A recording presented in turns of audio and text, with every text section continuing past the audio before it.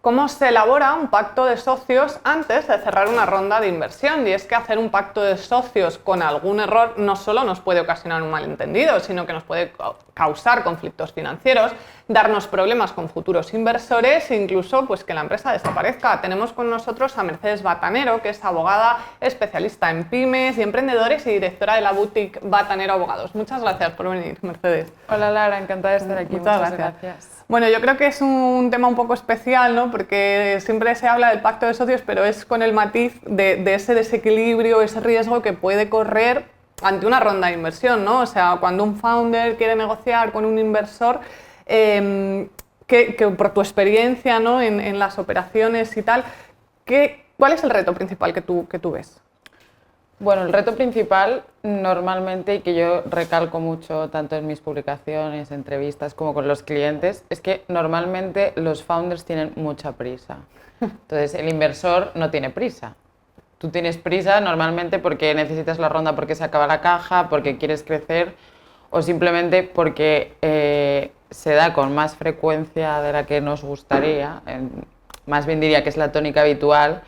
Los emprendedores creen que no necesitan abogados, que somos un gasto inútil, entonces, claro, como tú bien dices, un inversor profesional es su día a día, o sea, ellos no solo están acostumbrados a hacer esto, sino que se saben los trucos, hacen ciertas cosas que les vienen bien, luego dicen, no, esto siempre se ha hecho así, etcétera. Entonces, todas estas cosas llevan a firmar rápido y mal, porque en muchos casos no es una cláusula en concreto, sino que tú con un conjunto de cláusulas puedes hacer que las cosas parezcan bonitas, pero que cuando se pongan feas sean de una determinada manera. Entonces, recomiendo muchísimo, además de por lo obvio, que tengan un abogado o un consejero, o sea, necesariamente hay gente que son financieros y son unos máquinas en esto. Pero alguien profesional, sobre todo porque en general pasa, no solo en este ámbito, sino en todos, que los conflictos, los negocios, etcétera, son muy emocionales también.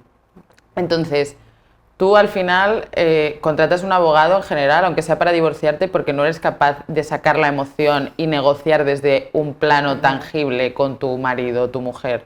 Pues con esto pasa lo mismo. Si tú estás implicado emocionalmente en algo, traer a alguien que no solo tiene un expertise, sino que no está implicado emocionalmente y que en realidad le da igual cómo salga esto, en el sentido de va a cobrar igual, 100% ética, no va a negociar nada mal que te pueda perjudicar porque no está implicado de ninguna manera, ni económica, ni emocional, ni en el desarrollo del negocio. Entonces, este es uno de los principales problemas, que se firma desde el desconocimiento. Y claro, los contratos al final no existen para cuando las cosas van bien. Los contratos existen para cuando las cosas van mal, para que tú tengas una hoja de ruta clara y una imagen fiel de qué es lo peor que me puede pasar, qué es lo mejor, cómo vamos a resolver esto, cómo vamos a controlar lo otro, porque además, me estoy enrollando muchísimo, suele pasar, vamos, es lo más frecuente, que los founders y los inversores no tienen los mismos intereses. Entonces, claro, hay que introducir unos mecanismos de control ahí para que la empresa pueda seguir hacia adelante. Y claro, precisamente, ¿no? En esa estructura que necesitamos que la empresa continúe ante inversores, ¿qué riesgos o qué cláusulas crees del pacto que causan más conflicto desde tu experiencia?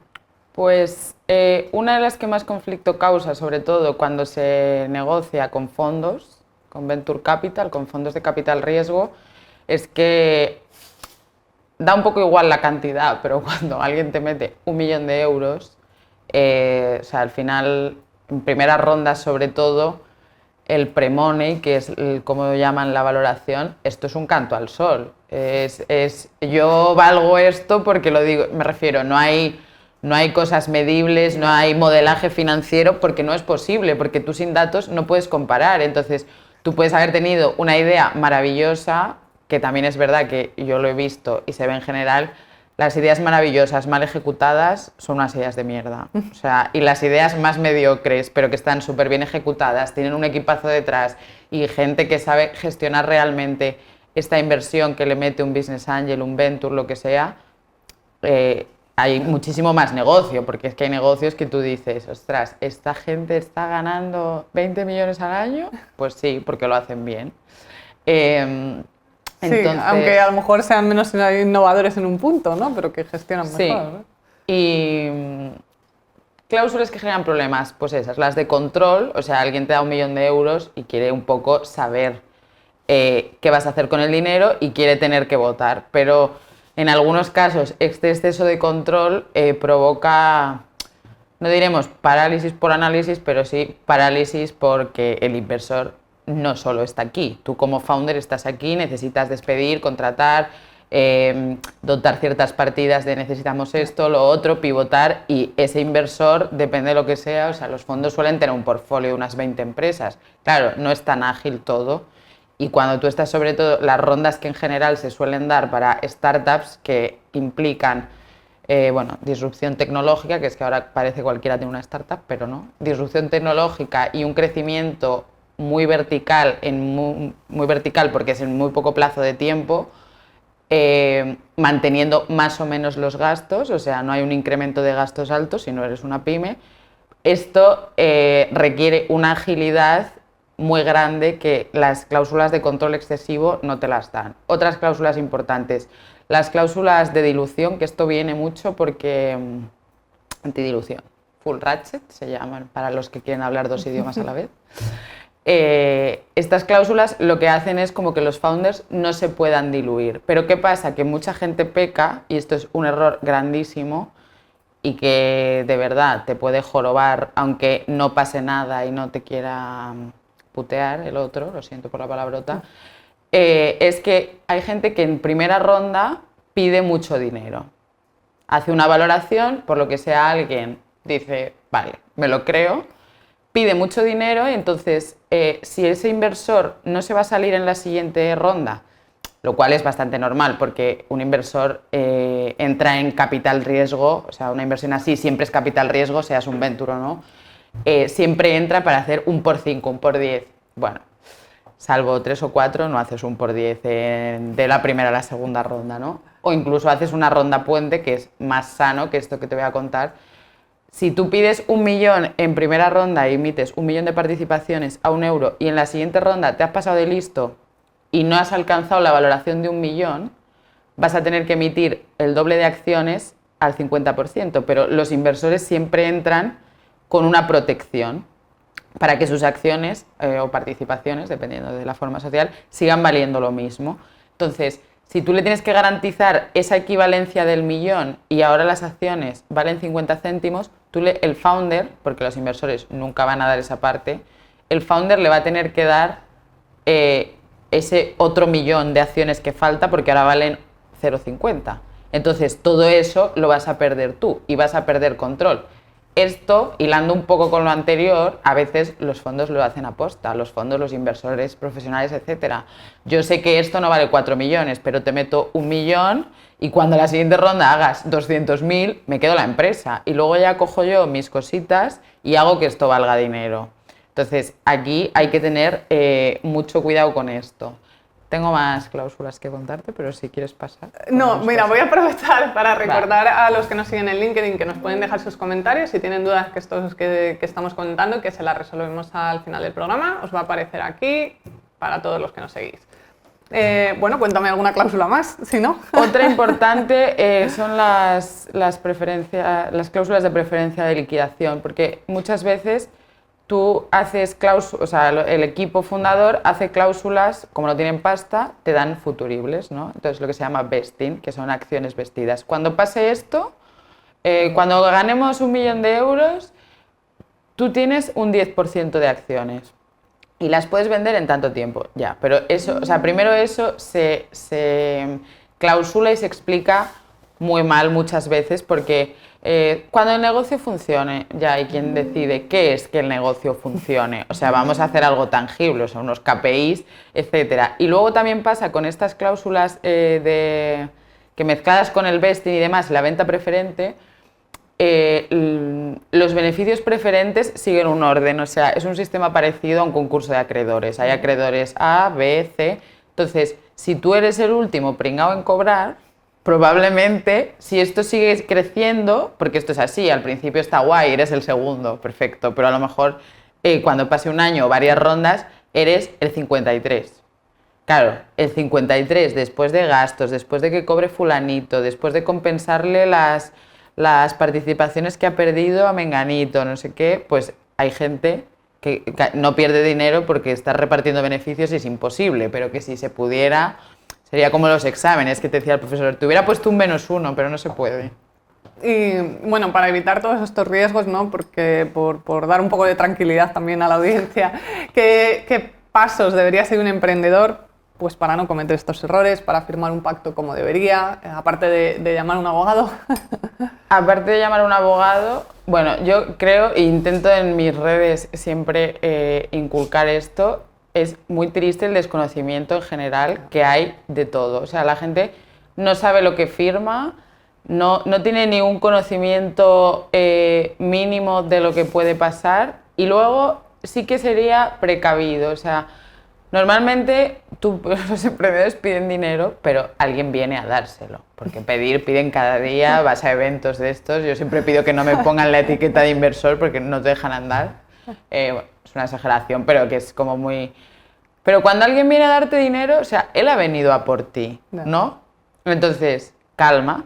Luego, ver qué tipo de inversor es, qué va a aportar, porque hay inversores que aportan equipo, que aportan experiencia, que aportan, pues mira, tengo financieros, ¿qué necesitas? Tengo esto, tengo lo otro. También es verdad que el mercado español está muy por detrás de otros mercados, o sea, el mercado estadounidense no hay color lo que hace un fondo, el dinero que invierten. O sea, para ellos un pre-seed, que es la primera fase de la primera ronda que se hace en una empresa, a lo mejor yo trabajo con un fondo de Canadá y en pre-seed metemos 4 millones de euros. O sea, 4 millones aquí es growth B, o sea, ya es vendes la empresa pasado mañana. Entonces, claro, ellos tienen otro ecosistema, pero aquí no es solo que te den el dinero, es qué te va a aportar esta persona y sobre todo qué no te va a aportar. Porque si no va a aportar nada y solo va a dar por saco y todo le va a parecer mal y demás, si valora de verdad el equipo fundador, sino porque es muy difícil, esto pasa también en las empresas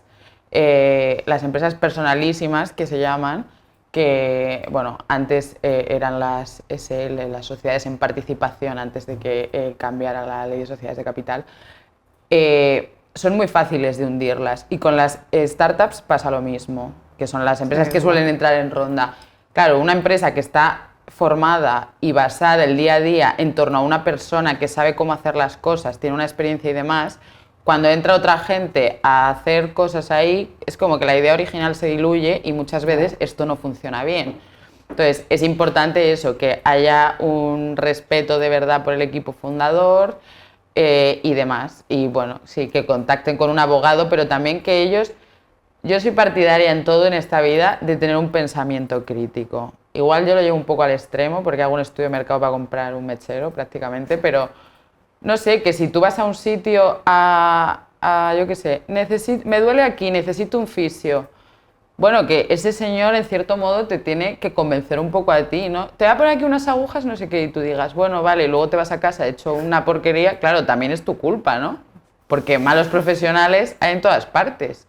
Entonces, formarte un poco y saber, un buen empresario tiene que saber de todo, no tiene que ser experto en nada, tiene que tener el número del experto, pero tiene que saber un poco de todo y tener un criterio para decir, esto está bien, esto no, y yo los mejores empresarios que conozco, los más prósperos, los que más dinero ganan y los que pueden tener cualquier tipo de empresa, son los que saben un poco de todo, entonces esto es muy importante.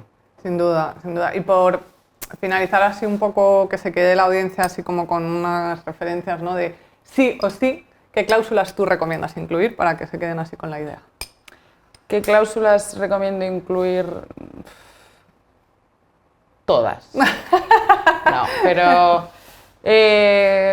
recomiendo primero entender las cláusulas. Es que no te puedo decir qué recomiendas incluir sí o sí porque cada caso es diferente.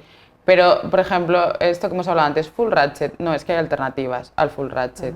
¿Qué pasa con el full ratchet? ¿Me conviene? No, o sea, entender muy bien en qué momento están en su empresa, qué quieren hacer, porque no todas las situaciones son iguales. qué riesgos hay, a quién tengo enfrente. No. O sea, lo que no es normal es pedir un tiempo aconsejable para revisar bien el pacto y hablar con personas. O sea, a lo mejor igual tu sobrina te da un consejo de la leche sobre el pacto de socios. Y puede pasar.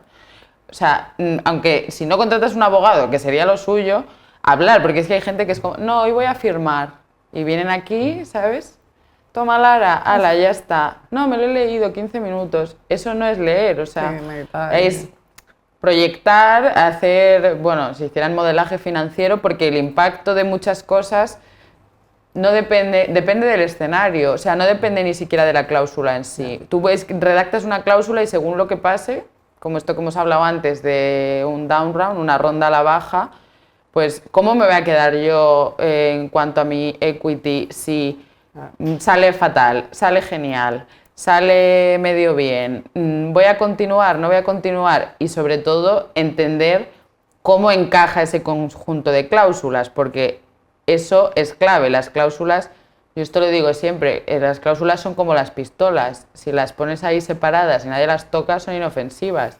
Pero claro, si tú pones un conjunto de cláusulas que unas con otras se solapan y que seguramente la mayoría de founders y demás, como no tienen conocimiento y por tanto no tienen que saber de ello, no entienden el alcance que tienen dos cláusulas juntas.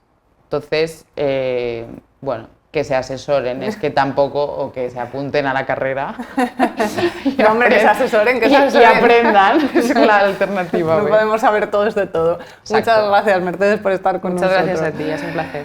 Y vosotros sabíais lo que tenéis que incluir, lo que no y todos los riesgos que puede implicar. Ya sabéis, dejadnos vuestros comentarios, los contestamos al final del programa. Y por nuestra parte, vamos a ver más proyectos de Tinku.